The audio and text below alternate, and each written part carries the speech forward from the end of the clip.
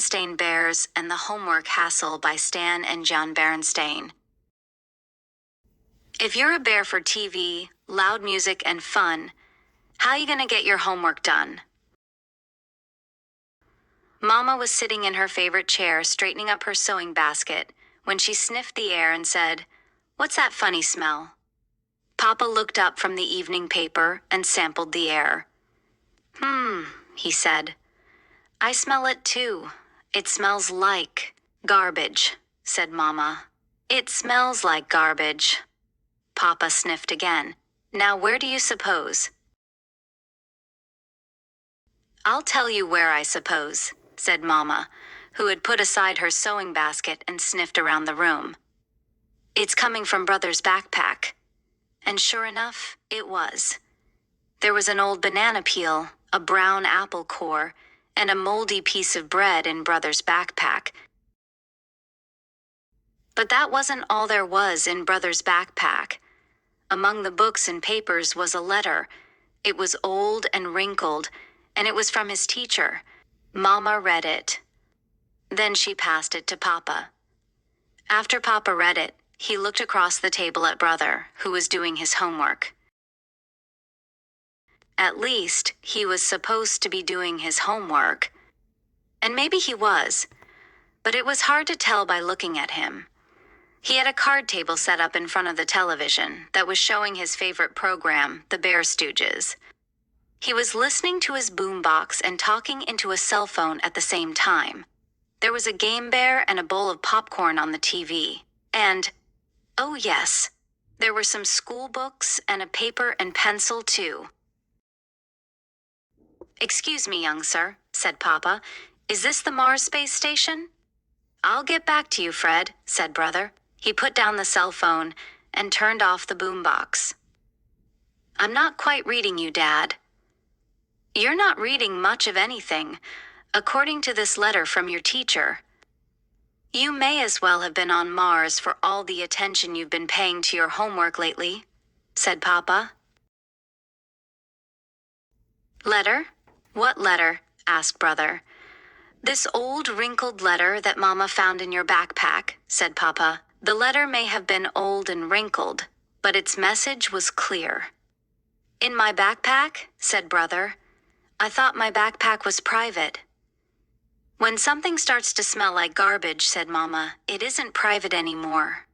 Sister Bear couldn't resist putting her 2 cents in. "I don't see how you expect Brother to keep up with his homework. He has so many more interesting things to do. There's soccer, basketball, video games, going around like a big shot, and girls."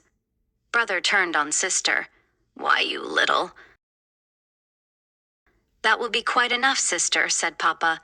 "Why don't you go do your own homework? It's all done," said Sister. "See? You call those scribbles homework, you little twerp?" shouted Brother. "Now," said Mama, "let's everyone calm down and try to figure out what the problem is." "I'll tell you what the problem is. The problem is too much homework, vocabulary homework, arithmetic homework, science homework. It's homework, homework, homework. Every subject, every day till it's coming out of my ears." "Uh-huh," said Papa. "Tell me, son, what is your homework for today?" "Adding and subtracting fractions and memorizing 2 stanzas of The Bear Stood on the Burning Deck."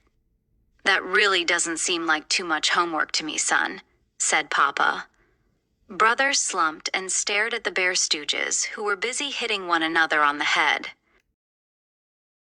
"I'm not hearing any sort of explanation," said Papa. "I guess that's because tonight's homework isn't really the problem. The problem is that you haven't been handing in your homework on a daily basis. You haven't been taking care of business. You've been falling behind." "Gee, what's going to happen?" asked Brother as the living room phone rang. "It's the BRS, said Mama. "For you, Papa." "Take their number and I'll call them back," said Papa. "What's the BRS, Mama?" asked Sister. "It's the Bears Revenue Service," said Mama. "They collect taxes." "What's going to happen?" said Papa. is that there's not going to be any more Mars space station. No more boombox. No more popcorn. It's just you and your homework until you're all caught up. But that'll take forever, moaned Brother. Nevertheless, said Papa, you just don't understand, said Brother, heading for the door. Where are you going? Asked Mama. I'm just going for a walk, said Brother.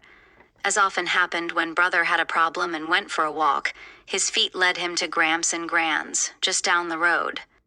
Gramps and Gran could tell Brother was in trouble as soon as they opened the door.